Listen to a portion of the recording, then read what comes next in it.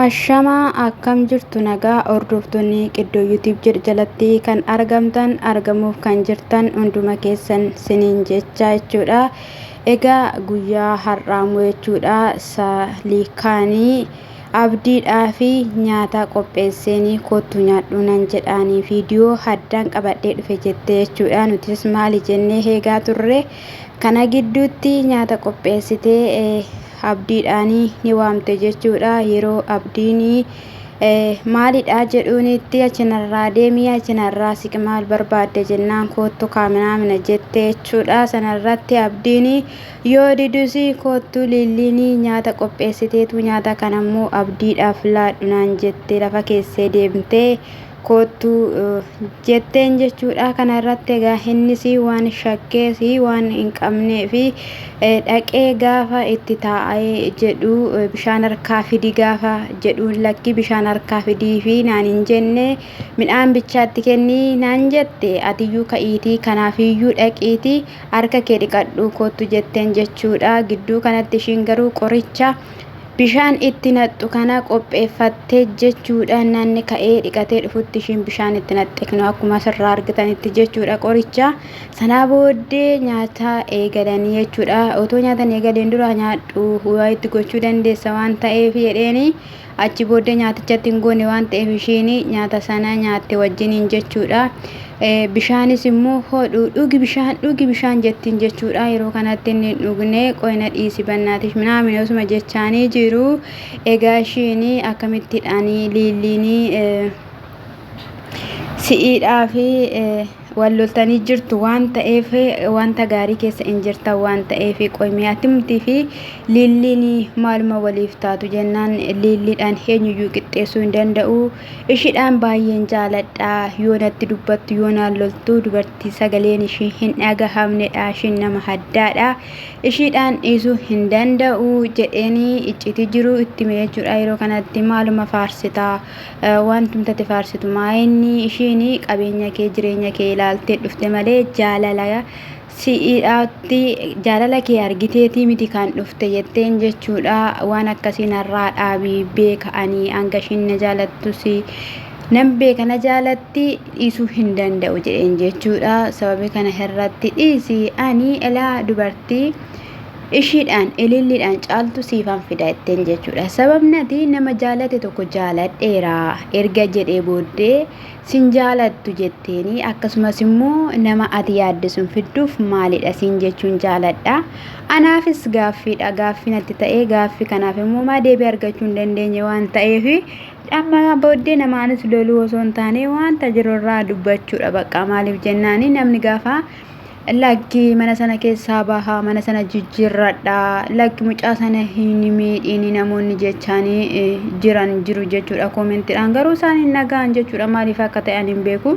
Saaqanii yoomiyyuu in ilaalu koomentii namaa itti yaadan kennanii akkasumas immoo irraan baratanii jechuudha. Inni kun anaaf gaaffiidha jechuudha. Namni yeroo baay'ee koomentii namaa dubbisee irraa barataa irraa jijjiirama waan baay'eetu jira jechuudha. Kuni garuu kana miti. Kun immoo ergama baattee akka ishiin dhuftee amina baattee akka ishiin dhuftee beekamaadha jechuudha. Magartuu fanas inuma wal argu dhugaan siniin jedhe maal goona akkam goona waliin jedhanii guyyaa guyyaatti walii galaa oolu jechuudha. Isa kanadha siniin jechuun jaaladha. Egaa isaa wal keessa jiru. Gaan siniin jedhe wal keessa jiru. Akkasumallee ililliinumti kunillee jechuudha.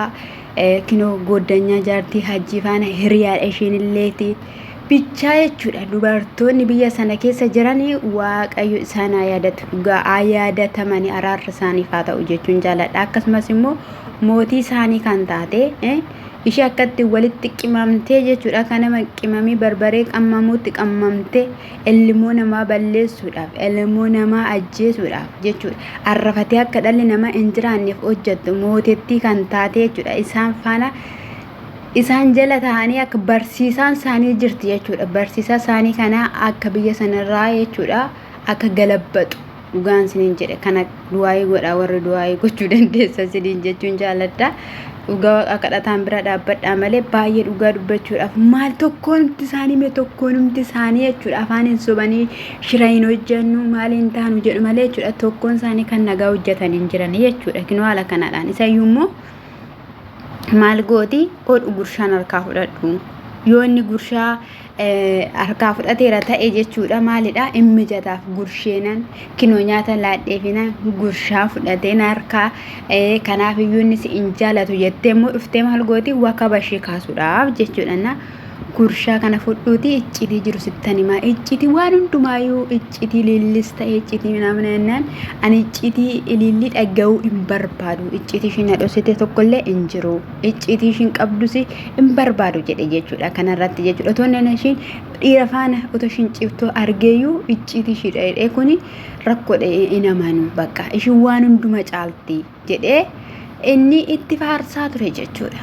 gaafa inni itti faarsaa ture lakkii jechaanii turte jechuudha kanarratti immoo egaa isheen bishaanuma dhugi jettiin jechuudha irma deddeebitee bishaan dhugi jetti jechuudha maaliif bishaan kan akka inni dhuguu hin dhiifneef bishaan kanatti waan ta'eef qorichi kun kan godhame ishii yaada biraatti waan yaaddeef jechuudha sana booddee egaa inni bishaan isa hariifatees hin dhunne garuu haa ta'uyyuu malee osoo nyaata nyaachaa jiranuu wal lolanii jechuudha osoo nyaata nyaachaa jiranuu maal jettiin ililliin nyaata akkanaa si qopheessiteetu jetteetti yaaddeeti miti dhaayi anumatuyyuu qopheesse ishii miti kan qopheesse jetteen jechuudha.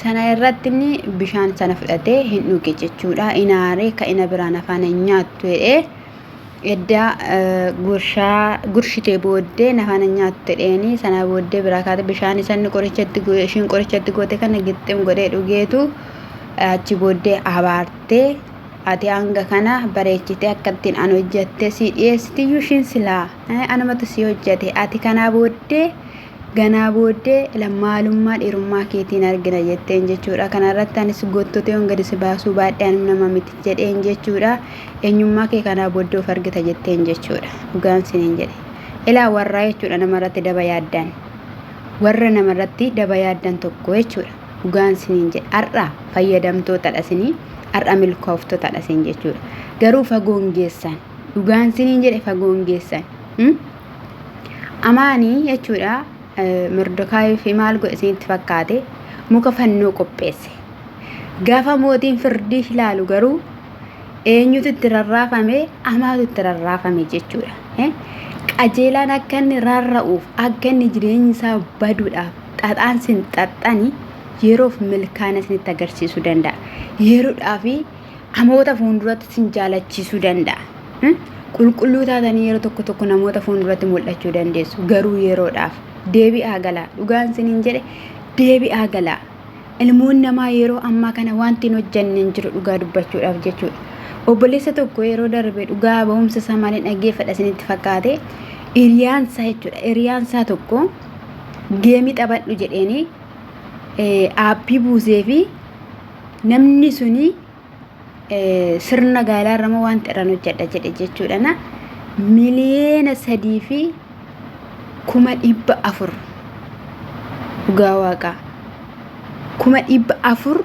fixeen isa dhumaa funyoo gaafa nani fudhadhu haati manaan koo hin ta'u naan jette garuu immoo maatiin koo dhiisee haaduu jedhaniini anis otoon ilaaluu hin du'in jedhe soofa mana keessaa gurgure inni garuu qumararraatiin kan ka'e meeshaa mana keessaa firiijii maal gurgureera jettee maa turte inni garuu lafarra bitti maa ture jechuudha sababii maaliitiin sababii hiriyaasaatiitiin jechuudha garuu immoo in ka'aa jechuudha namni kun deebiseen kaasa waaqayyo hojii diinaa murtoo diinaa warri murteeffattan fagaattaniin adeemtan agaasin gufata dhugaan siniin jedhe in gufattu jechuudha ilame uffata ishiin uffattu jechuudha uffata ishiin uffattu bichaan nashin lafaa kaatu yoo argitaniitu ta'e jechuudha intalli musliimaa yeroo akkatti ishiin uffattu yoo ani yoo argeen beeku jechuudha inde wanta safaa jedhee uffatu jechuudha isaan maaliif akka inni ishee arguudhaaf qaba habeetu akka inni ishee argu jetteetu carqisa kana uffatte jechuudha kan nama ajaa'ibee dhiisu jechuudha inde ijoolleen kiristaanaa iyyuu kana hin uffatanii haadha koo. Safuu beeksisni amantii namaas iyyuu tuqsiisaa jirtu. Isinitti araaramu isinillee amantii maalii qabduu miti. Kanuma immoo ta'e maqaa Rabbii dhooftu jechuudha. Gaarummaa isin gootan hin argine. Hoo yaa Rabbi yaa Rabbi yaa Rabbi araara isiniif haa godhu dhugaa dubbachuudhaaf egaa maal akka ta'u immoo waliin ilaalla kaayii miidiyaa ishii sanarratti arguun hin oolu abdiin hin argaa. Arguun hin oolu hin argaa. Waan mata'eef gootu miti waan ta'eef gootu milikinni wayii irratti yeroo mul'ate ofiinuu sii dhufa jechuudha. Garuu maali akkasumadhaan isinitti yaamande ishii sana qoricha baaste isa kana qoricha baaste wanta lallaafaa ta'e waan dammoo wanta dhangala'aa ta'e irratti malee hojjetamu moo waansa ishii sana juusiin baaste isa kana immoo bishaaniin baaste jechuudha. Sinaa yaadatu dhugaa sinaa yaadatu singooma seexanaa keessa galtanii rakkachaa jirtu waan ta'eef fayyinni isiniif haa ta'u dhugaa yaadatama. Sayyuu miidiyaa irratti ba'anii akka sanyiin qabamu waan kana dhibe indi firri koo maallaan jedhu namni anam fakkeenyaaf jechuudha. Inni waan tokko hojjedhu indi ebaluu yookiin argan hiriyoonni koo na argan ijoolleen biyya kootii yoo na argan yeroo jedhu ni jira jechuudha. Yeroo salphadhu isaanii haata abbaan keenya dingata obboleessi keenya dingata nu argan jedhanii jechuudha. Biddeen ishee har'a nyaatanii bulan duwwaa wanti qomoo fi isaanii lammii isaaniitii yaadanii jiru jechuudha. Waan hojjennu lammii keenya yaada hojjetanna malee faayidaa har'aa ilaallee miti mee obboloota maal taatan isiniin jechuun jaalladha. Maatiiwwan kiyyaa asumaan subscribe like naa gochuudhaanii na jajjabeessaa isiniin jedha kaawwaa fi malee kananii video jedhuun beektu.